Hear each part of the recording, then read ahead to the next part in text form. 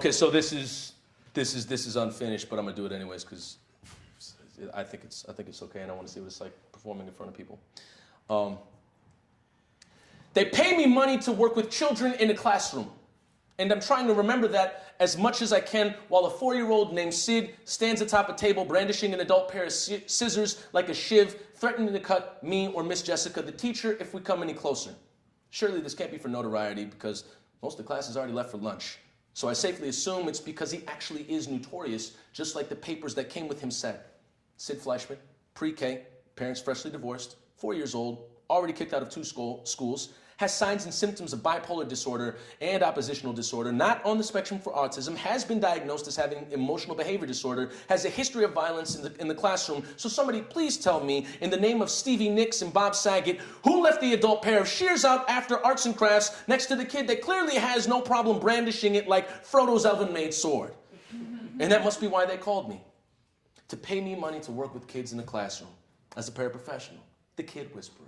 The last resort to a failed connection between student and teacher before said student gets punted down the line to some scared straight, no-nonsense Judge Judy Citadel for pre-K.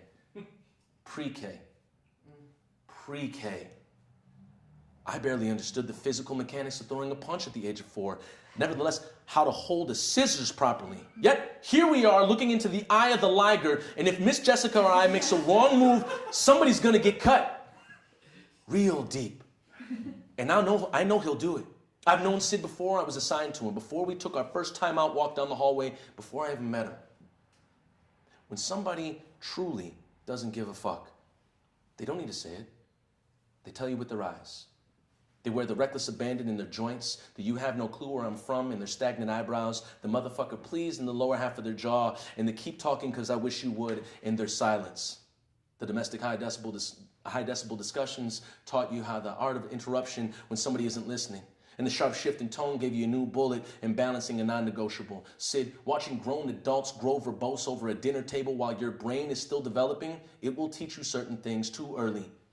Observing can't be the right word for it, Sid, because observers can walk away as far as it takes to dissociate.